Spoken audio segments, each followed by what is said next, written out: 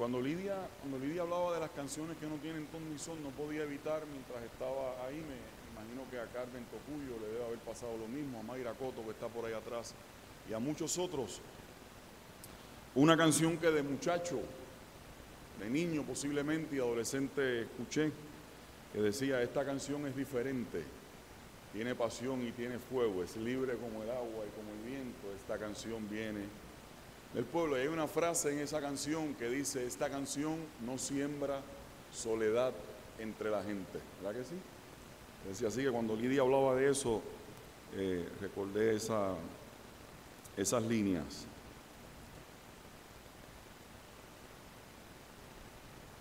Leía Lidia al principio del culto y nosotros nos uníamos a ella.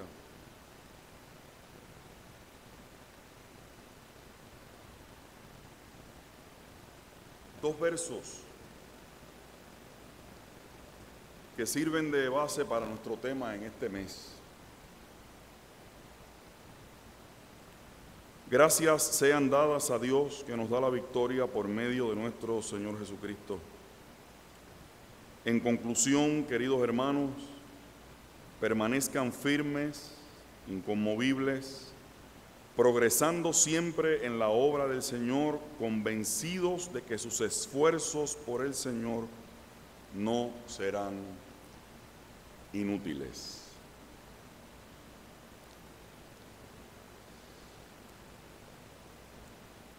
Yo creo que todas las personas que estamos aquí, estoy seguro que todas las personas que estamos aquí, nos hemos dedicado según nuestros intereses, nuestras inclinaciones, nuestros gustos. Incide también en eso hasta nuestra crianza, las referencias que hemos tenido en la vida. Todos nosotros en algún momento nos hemos dedicado a proyectos de vida, a algún proyecto en la vida.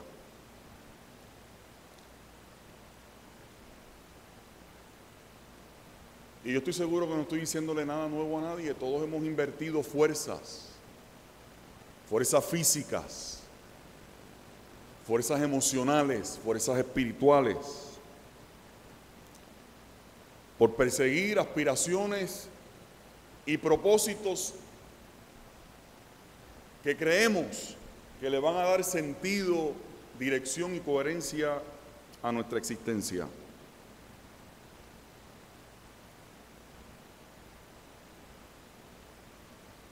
Algunos de esos proyectos nos han tomado más tiempo, otros nos han tomado menos tiempo, y posiblemente descubrimos que hay otros proyectos que son sin tiempo.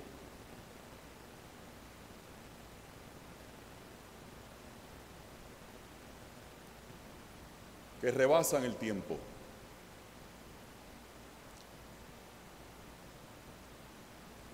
Cuando yo empecé en el pastorado y comenzaba a oír a gente ya grande, hablando de gente también grande, y decían: no, pastor, porque es que la nena.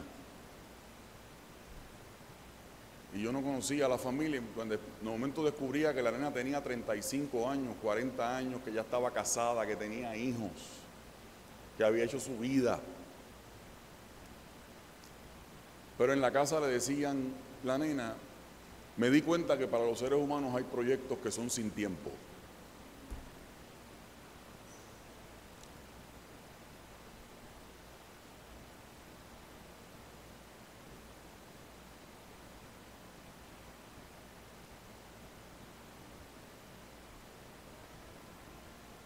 Ayer, de una forma un poco jocosa, la vida me recordó eso. Perdónenme este paréntesis porque estaba en una actividad con mis hijos. Y yo no estaba en la escena, pero parece que hubo un niño un poco mayor que los míos que se puso medio jaquetón con la nena. Y de momento me llaman de que uno de los dos gemelos míos, que tiene la cabeza medio más caliente que el otro, más caliente que la cabeza del otro, había cogido un aparato esos de foam que uno mete debajo del agua y lo llena de agua, y lo había confundido con un bate. y le iba a meter al nene que estaba molestando a la hermana. A mí me gustó que estuviera defendiendo a la hermana, lo que pasa es que me di cuenta en ese momento que tengo trabajo que hacer. Auxilio.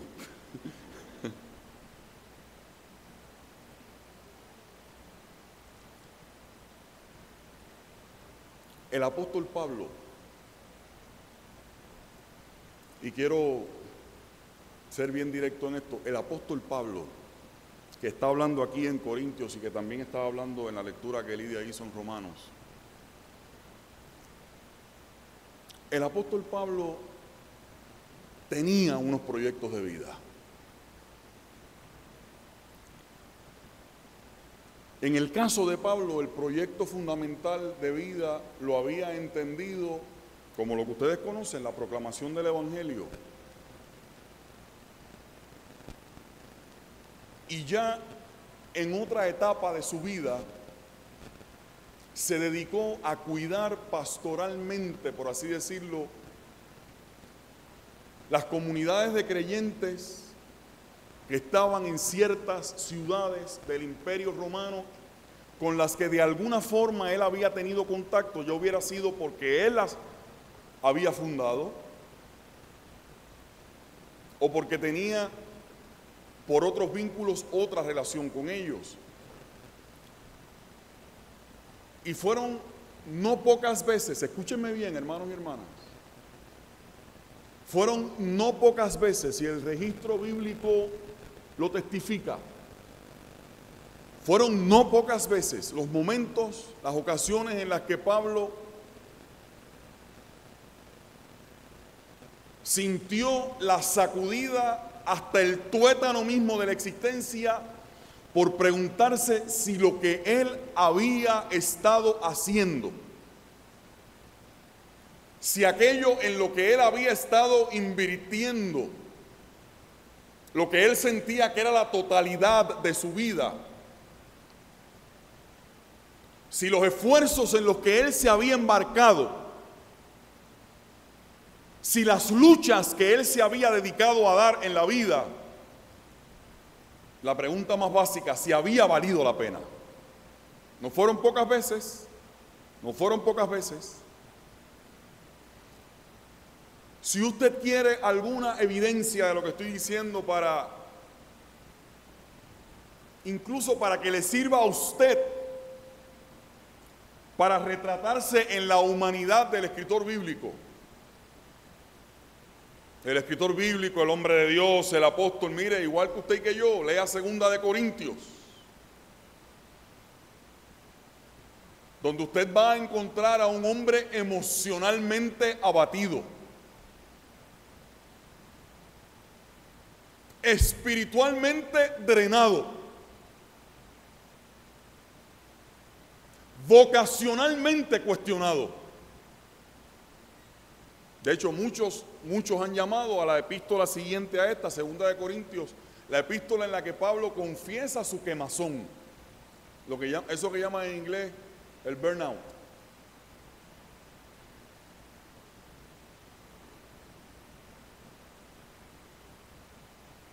De una persona que sentía que todo lo que había dado, que todo lo que había ofrecido, que todo lo que había puesto en la mesa, como esfuerzo vital, tenía que traer unos resultados que de repente se encontró él que no los veía.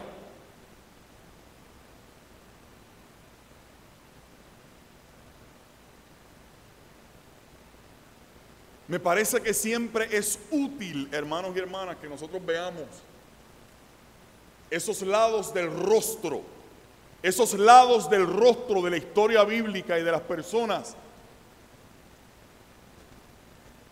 que participan de esta trama.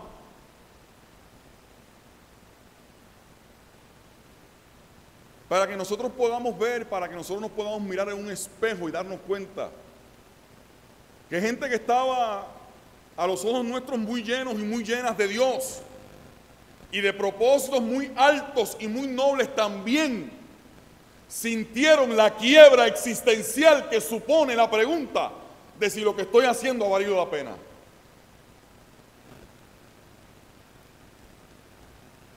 de si hacia dónde la brújula me indica que yo quiero ir, si es así, si es por ahí.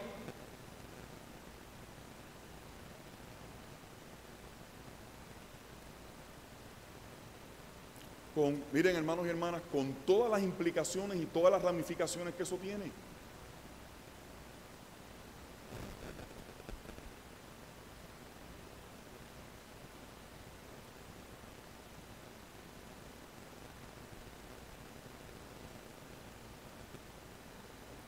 Sabiendo que vuestro trabajo en el Señor estén firmes y constantes, creciendo en la obra del Señor, siempre sabiendo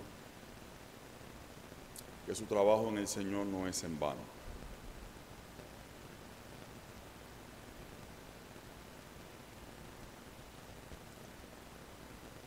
Basta una mirada a la misma carta de Corintios, hermanos y hermanas, para que nosotros veamos lo polémica, lo altamente polémica de esta carta, por la situación interna que había en la comunidad, por las cosas que el apóstol tiene que trabajar ahí. Después usted le da una mirada para que usted vea por qué eso que está ahí no es una línea en el vacío,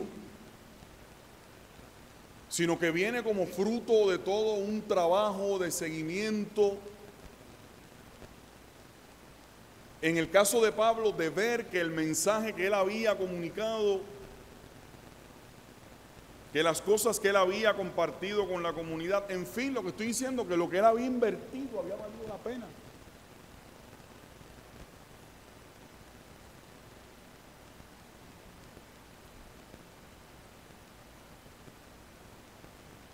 Y esa expresión de que no es en vano, o como se redacta en la versión que les leí, de que las obras en el Señor no son inútiles, yo me atrevería a decir, hermanos y hermanas, que en algún momento de la vida todas las personas que estamos aquí nos hemos preguntado si alguno de esos proyectos de vida que hemos perseguido o en los que estamos trabajando, por los que estamos aún luchando, que ahora mismo en el tiempo presente están presentes en el tablero de su vida,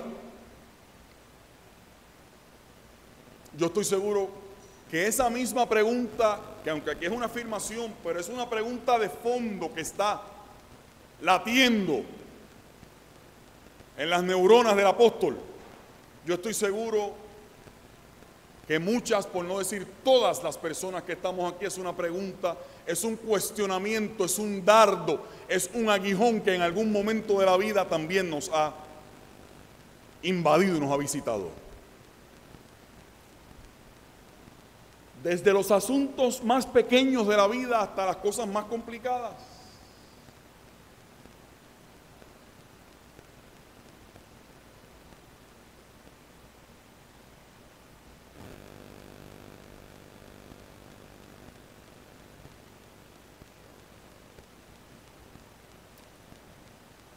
Cuando considero este tema, siempre pienso las etapas de la vida de ustedes y mía y de los que están ahora en esas etapas en que están tomando decisiones de futuro, decisiones vocacionales, decisiones de estudio, decisiones profesionales.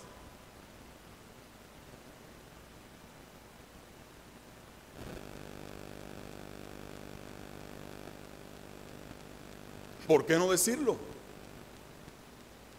En el momento en que aparecen decisiones conyugales, decisiones de relaciones, decisiones con respecto a la paternidad o a la maternidad. Mire, es que esto que estamos hablando cubre, si usted lo toma en serio, cubre el espectro completo de la existencia suya y mía. No deja fuera un solo inciso de lo que nuestra vida es.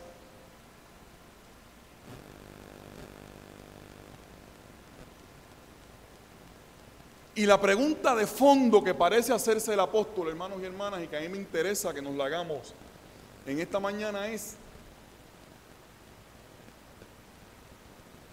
¿qué es lo que le da sentido a esas luchas cotidianas? de las que está hablando el apóstol en su mundo y en su proyecto, pero que igualmente son aplicables al nuestro y a nuestros proyectos y a nuestras agendas, a las que creemos completadas y a las inconclusas también, a las pendientes y a las nuevas.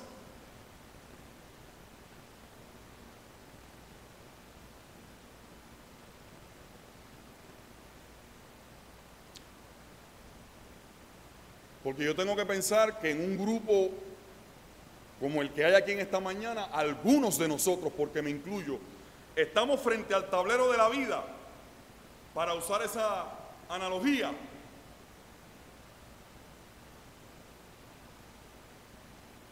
Y no sabemos en el momento presente.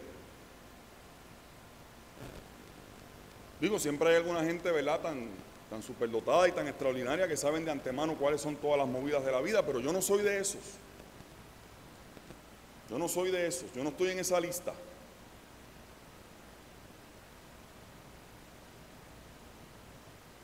Y está ahí el tablero de la vida y usted en algún asunto, no estoy hablando que sea que toda la vida suya esté así, ¿verdad? Tampoco.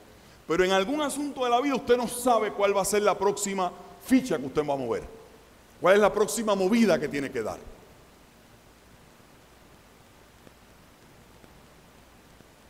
Y entonces viene la pregunta. ¿Qué es lo que le da sentido? ¿Qué es lo que le provee significado? Escuche bien, a mis luchas cotidianas. Para poder llegar a este punto de que Pablo está hablando de que no es en vano.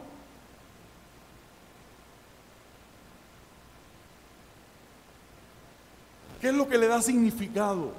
¿Qué es lo que le da peso? ¿Cuál es el motor que hace que valga la pena encender la vida todos los días?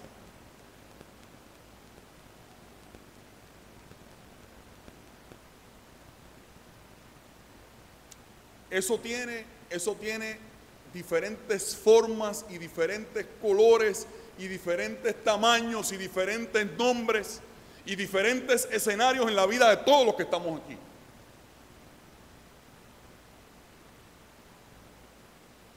Por eso es que este es un tema tan importante y que requiere una disciplina tan profundamente personal, porque no hay una receta para eso.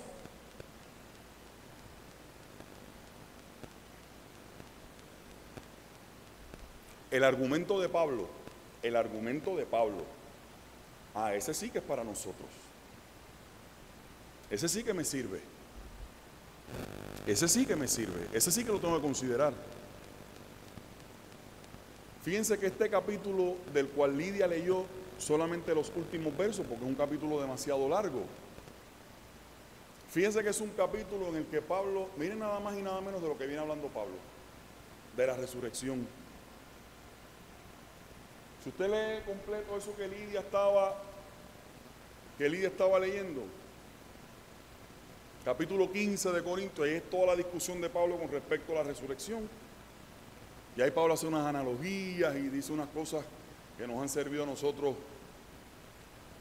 tremendamente para nuestra fe y para nuestra confesión. Y para no hacer la historia ni muy larga ni muy aburrida, el argumento de Pablo al final del camino es que esos esfuerzos, esas agendas, esos propósitos, esos proyectos de vida, en el matrimonio, en la crianza de los hijos, en tu lugar de trabajo, en tu vecindario, y muchas veces es un escenario que perdemos de perspectiva, hermanos y hermanas, que es con nosotros mismos. Escúcheme bien, el escenario con usted mismo, en el que usted se pregunta cuando se mira en el espejo, no en el del baño ni en el retrovisor del carro, en el otro espejo, en el espejo que está aquí, usted se mira. Y usted quiere pasar inventario y balance de su vida y ver que lo que su vida ha sido vale la pena. Y hacia dónde van los esfuerzos suyos. ¿Y cuáles son los frutos de esos esfuerzos? ¿Y qué es lo que logra permanecer de esos esfuerzos suyos? Cuando usted se mira en ese espejo,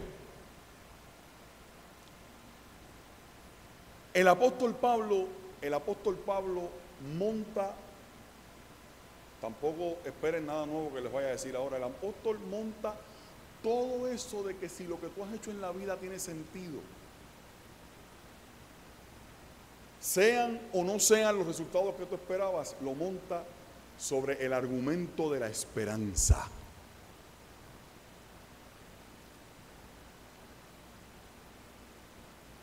La resurrección, recuerden que decíamos en los domingos pasados que lo que pretendió la acción del Espíritu Santo en el libro de los Hechos fue convertir a los apóstoles ¿en qué?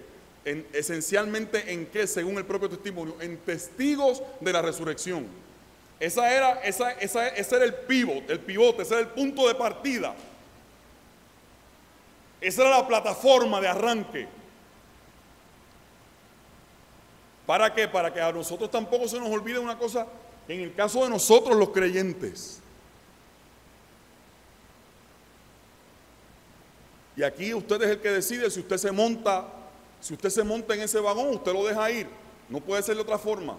Que en el caso de los que hemos decidido vivir la vida desde la fe en Jesucristo, el apóstol lo que dice es la resurrección de Jesús. ¿Y por qué la resurrección de Jesús, hermanos y hermanas?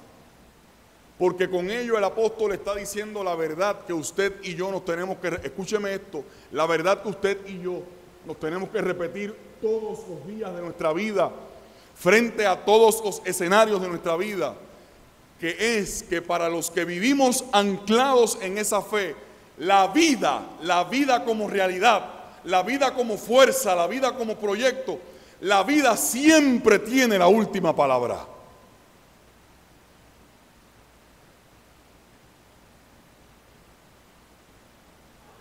Que la muerte nunca puede matar a la vida. Por eso es que el apóstol dice, hay una de las cosas que muchos de ustedes ya viejos se han matado recitando en su vida, que es tan hermosa. Sorbida es la muerte en qué. Sorbida es la muerte en qué. ¿Dónde está, oh muerte, tú qué? ¿Dónde está, oh sepulcro, tú qué?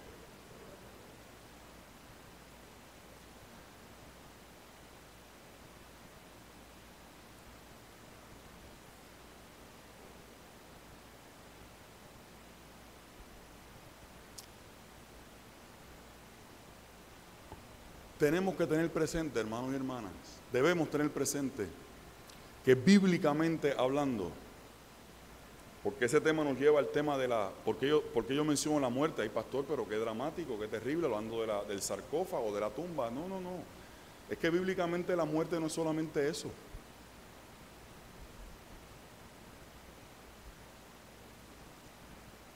Bíblicamente hablando, la muerte es cualquier realidad, cualquier escenario, cualquier fuerza que anula, que cancela, que hunde, que elimina, que pretende asfixiar la fuerza y los deseos, las aspiraciones y los proyectos de la vida.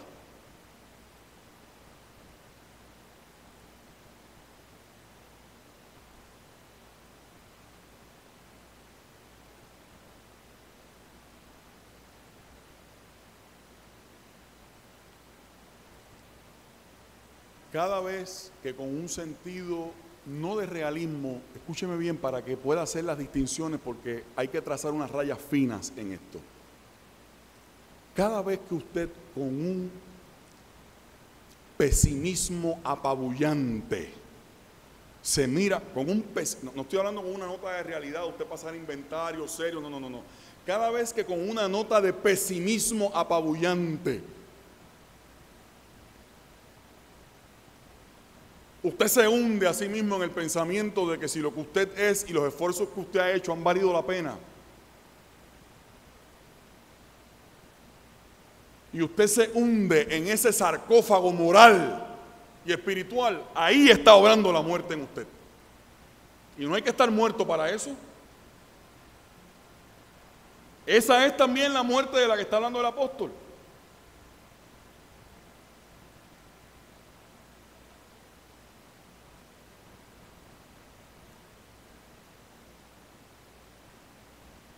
Cada vez que alguno de los que estamos en este salón, en este recinto, en este templo, en esta mañana, vamos persiguiendo un propósito noble, de importancia, de valor en la vida, y nos detenemos porque a lo mejor pensamos que no vale la pena, que no va a tener los resultados que nosotros quisiéramos, porque no va a tener el impacto que nosotros quisiéramos. Ojo, hermano y hermana, porque en ese momento usted puede estar siendo visitado desde esta perspectiva por una fuerza de muerte, por un impulso de muerte. Todo lo que ahoga, todo lo que asfixia los esfuerzos para que la vida sea algo mejor. Miren lo que habla, miren cómo lo dice el apóstol. Por eso es que dice, en esta versión me gusta como lo dice.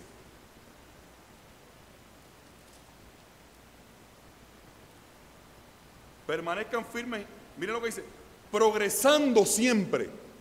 ¿Recuerdan cuando hace unos meses le hablé del movimiento? Que la fe siempre está en movimiento. De que siempre hay una qué. Les decía yo, me galillaba yo de este púlpito, que siempre tiene que haber una búsqueda.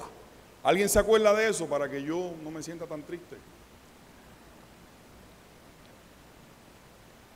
Que sea alguien que me mienta, que sí, que se acuerda.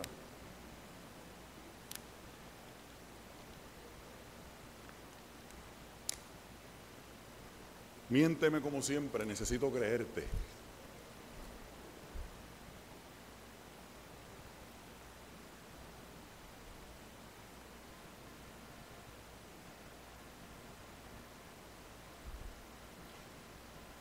Yo reconozco, como les he dicho en otros sermones, que no estoy aquí para resolver ese enigma ni ese asunto, solo tiene que resolver usted.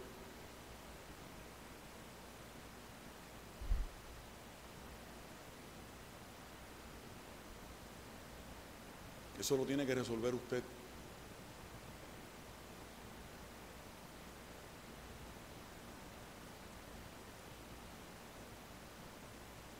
Las iglesias se llenan en esta época buscando, no predicadores del evangelio, perdónenme hermanos, buscando magos y agoreros. Buscando magos y agoreros que le resuelvan a usted todos los designios y todos los enigmas del futuro. Ya yo les he dicho que este púlpito no es eso.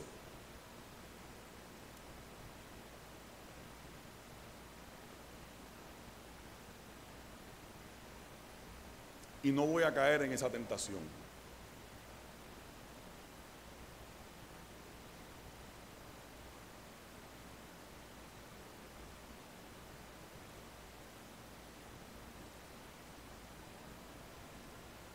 Si el apóstol, el próximo pensamiento que tengo aquí, si el apóstol Pablo, como allá en Filipenses era, ¿verdad? No pretendo haberlo alcanzado ya. ¿Verdad, Jerry? ¿Qué es en Filipenses?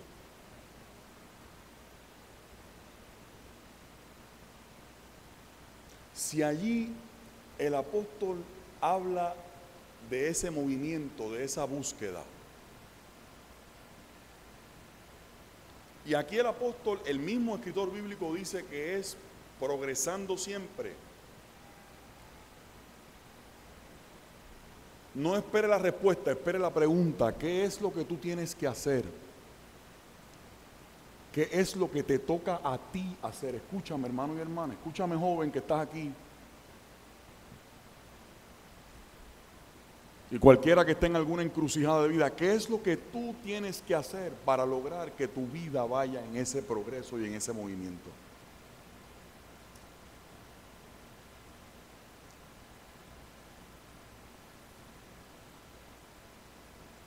El apóstol no da el ABC de cómo ocurre ese movimiento, pero sí da una pista.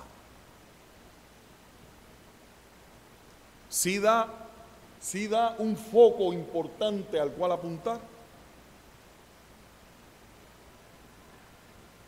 El apóstol dice, todo lo que hagas,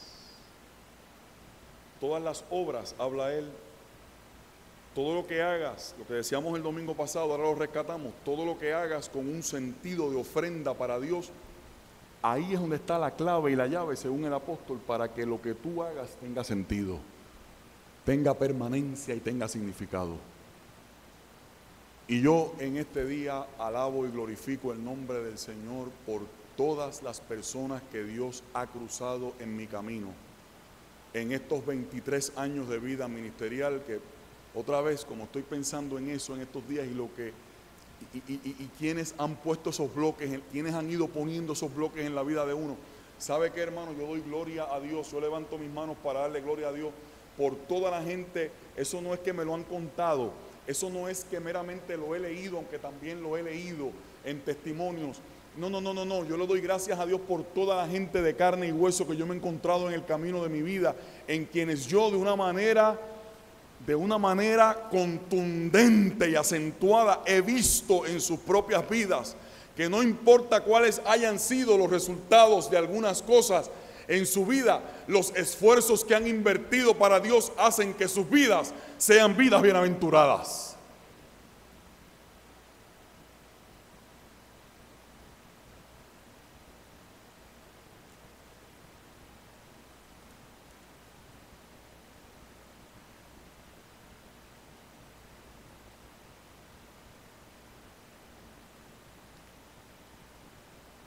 Y los ministros como Pablo tampoco estamos exentos de eso, hermanos y hermanas.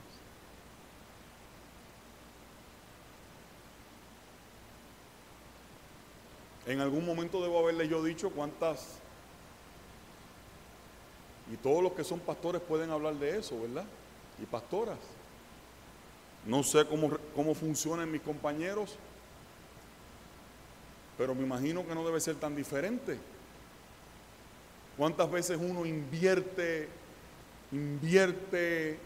fuerzas y amor y cariño y esfuerzo y mente y argumentos y pensamientos y diálogos en una persona solamente para que pase el tiempo y uno los vea al cabo del tiempo estancados y estacionados en el mismo lugar?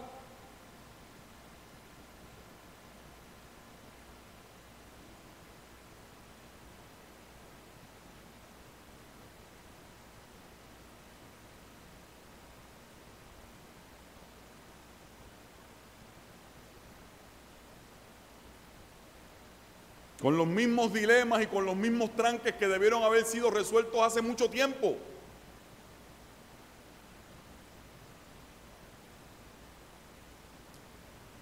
Y déjeme contarle un chisme. El problema con esas personas, esto no tiene que ver con el sermón, ¿sabe cuál es el problema con esas personas? Que no solamente se mantienen en el mismo cieno, en el mismo pantanal, en la misma arena movediza. Perdónenme. El problema es que terminan siempre hundiendo a otros y a otras consigo en ese mismo antiproyecto de vida.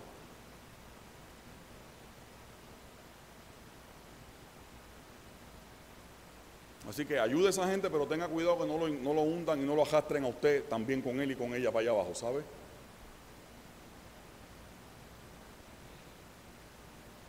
Sí, porque es que hay gente que no quiere salir y siguen, ¿cuál es la palabra que yo aprendí en casa de papi? La pachando en lo mismo. Siguen lapachando en lo mismo.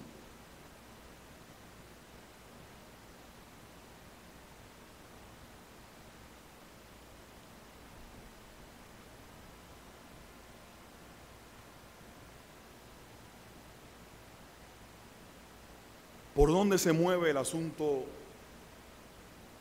del sentido y el significado? Como Dios es tan bueno y hace las cosas tan chéveres,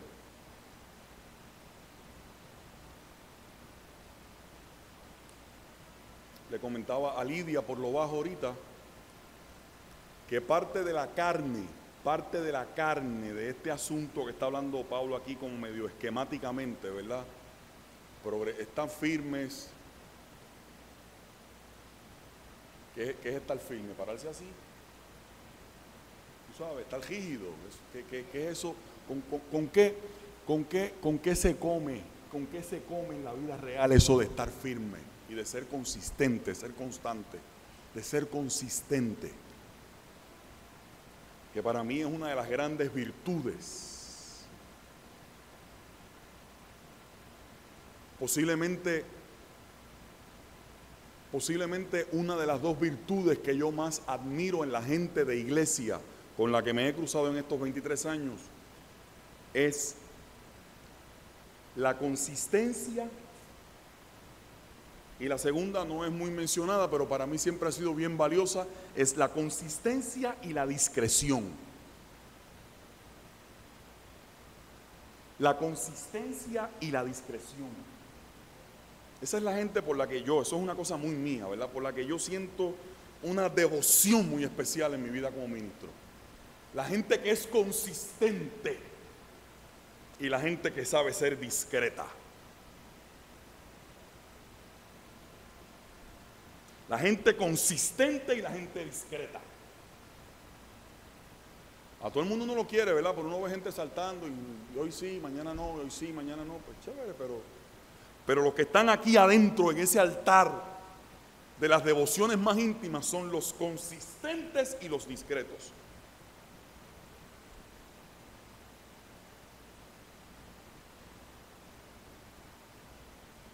Cada vez que veo a alguien que abre la boca y como que proyecta que se come los niños crudos,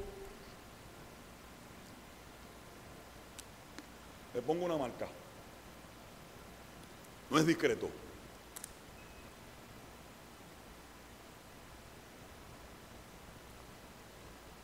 Mire, si lo leímos ahorita, esa fue alternada, ¿verdad?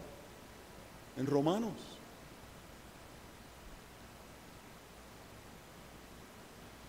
La lectura de Romanos le da carne al argumento de Pablo. ¿Qué es lo que dice básicamente la lectura que leímos ahorita en Romanos 10? 12, del 10 al 21, 12. Exacto, que es el capítulo que empieza, os ruego por las misericordias de Dios que presentéis, seguro, el 12.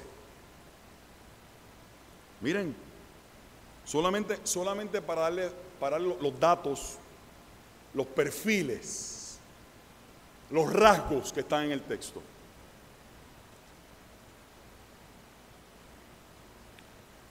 ¿Cuál es la gente que descubre al final del camino que la cosa no es en vano? Y la pregunta de ahorita, no se olvide la pregunta de ahorita. Se le puede olvidar lo que le voy a decir ahora, pero no se le puede olvidar la pregunta ahorita. ¿Qué es lo que le da sentido a mis luchas cotidianas?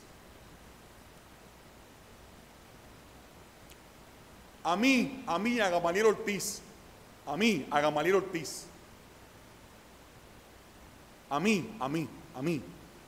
que me levante todos los días en época de escuela, porque le digo ahorita que esto es en las cosas más cotidianas. No piensen en cosas heroicas ni nada de eso, porque la vida no es eso.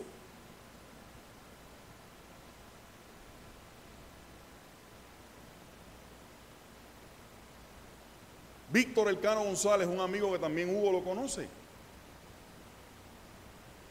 No lo busque en ningún índice de libros de filósofos ni nada de eso, porque no lo es. Un puertorriqueño maravilloso, buenísimo, lo quiero mucho. Se dedica al negocio de alarmas para casas y para negocios. Por eso no es que lo busque, no es ningún autor conocido. Elcano González, una vez hablando con él, me dijo: Gamaliel, aprende a disfrutar de los momentos pequeños y el tesoro y la belleza de los momentos pequeños, por si acaso eso que llaman momentos grandes nunca llegan.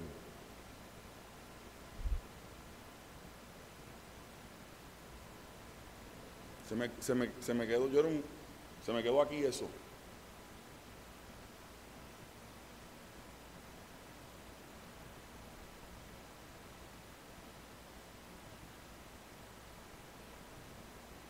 Cada vez que, no porque sea de mí sea importante, pero es que usted aplíquelo a su vida. Cada vez que uno se levanta y los muchachos otra vez para la escuela, y uno acá empieza a preguntarte, yo no sé si a los papás le pasa, por ahí me pasa, yo decía: Señor, ¿qué saldrá de este proceso? Todos los días, y uno estracijado, Gama, tráele la nena a mami, que hay que ponerle el moño porque hay que llevarla para el ensayo de ballet. Y yo con ganas de tirarme en el sofá. Y lleva el nene a la práctica de soccer, que yo lo consigo, yo entonces lo busco allí y tú arrancas para la iglesia, para la... ¿ah? Y uno con un ojo así acá abajo.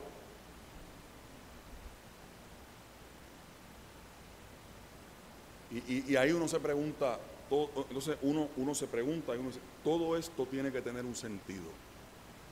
¿Alguien dice amén conmigo? Todo esto tiene que tener sentido. Carmen, dime algo, Carmen, que me ahogo.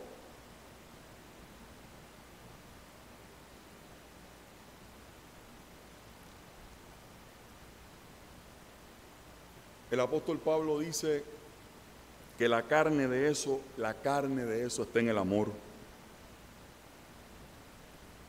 Léalo en Romanos 12. Que la carne de eso, el adobo, el sazón de eso está en la diligencia. Por eso hablaba ahorita de ser consistente, porque la persona que es consistente es diligente. Sigue creyendo, sigue esforzándose, sigue empeñando. El fervor. No hay cosa peor que un aplatanado en la vida. Sí, para que nos entendamos. Para que nos entendamos.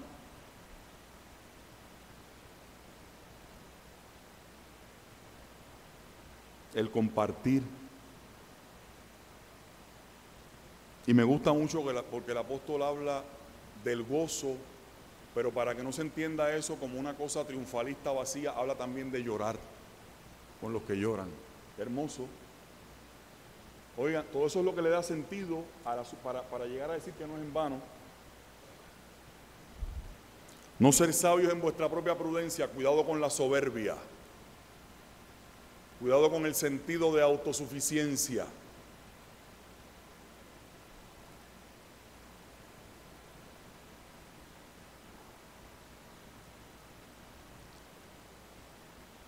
Y donde las caras se ponen largas.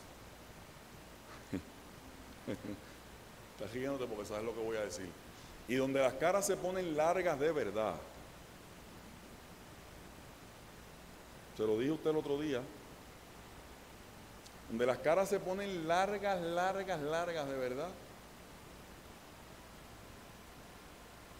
Es cuando el apóstol dice, bendice. No me dice bendice a Pedrito Jaime, que es mi amigo y que yo lo quiero mucho. ¿Ah? Bendice al que te maldice.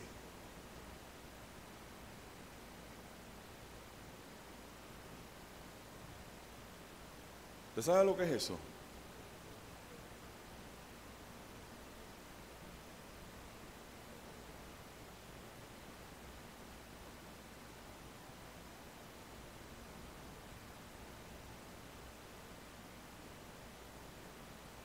Que al vecinito ese que nos tocó en una etapa tardía de la vida, a papi y a mami, que yo lo tengo que bendecir.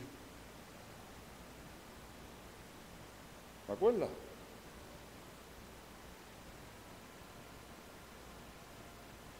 No estoy hablando de la imaginación, estoy hablando, no voy a decir más nada, pero mi familia sabe lo que estoy diciendo.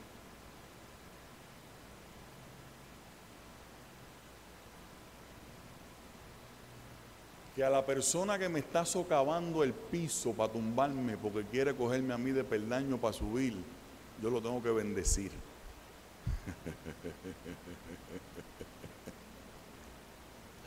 Qué galán, qué maestro, ¿ah?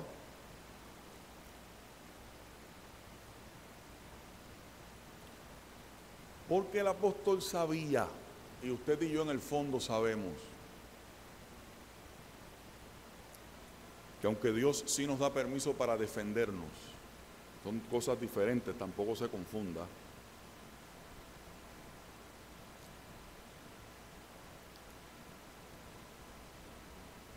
El apóstol y Jesús de Nazaret, que lo dijo primero que él, sabían que al final del camino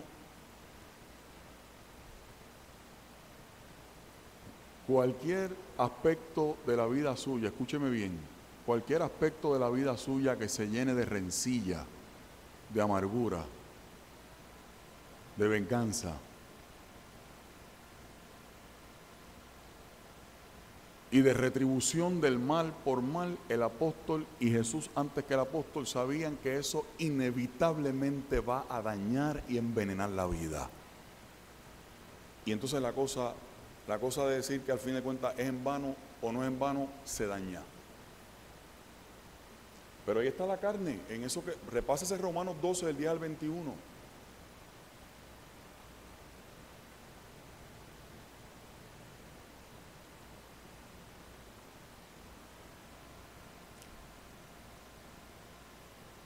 Termino diciendo con el apóstol, cuando el punto de referencia, cuando la brújula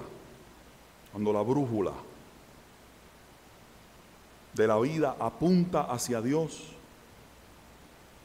y la capacidad que Dios nos da para ir haciendo la lectura saludable y correcta de lo que va dándose en nuestra vida, como le ayudó al apóstol a hacer esa lectura. Cuando la brújula y el punto de referencia apuntan hacia Dios, yo sí me atrevo a garantizar con el apóstol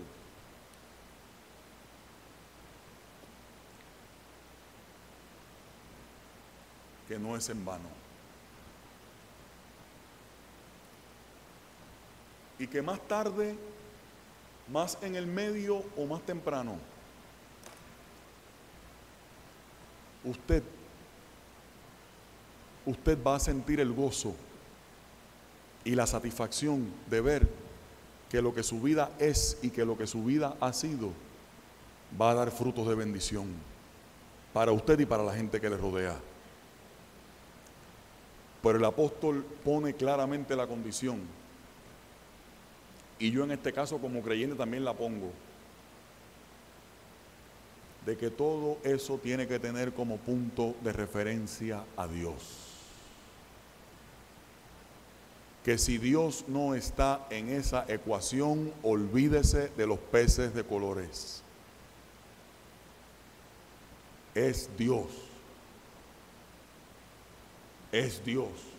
el que le da sentido y le da significado a esas luchas de nuestra cotidianidad. Es el acompañamiento del Señor. Es la certeza de saber que Dios está conmigo, no importa si la marea está cómoda o la marea está alta.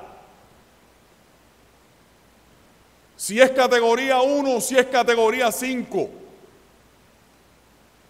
Por eso es que la clave de la resurrección es importante, porque lo que está diciendo es que la fuerza de la vida,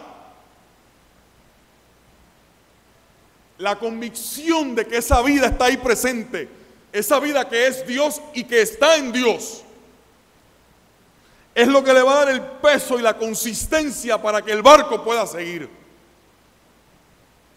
Alabado sea el nombre del Señor. Y que sin eso, hermanos y hermanas, nuestros esfuerzos y nuestros desvelos y nuestras angustias y nuestras preguntas y nuestras ansiedades y nuestras búsquedas se pueden quedar en la nada.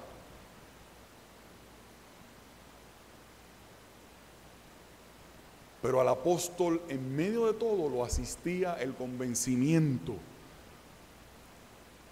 de que había algo siempre en el propósito de Dios que estaba presente en la vida de él. Bendito sea el nombre del Señor. Que esa misma fuerza, que esa misma convicción, que esa misma entereza de carácter en nuestro espíritu nos sostenga y nos acompañe siempre, para que podamos decir que nuestro trabajo en el Señor, que nuestra vida en todos los aspectos no es, ni ha sido, ni va a ser en vano. Que Dios nos bendiga, hermanos y hermanas.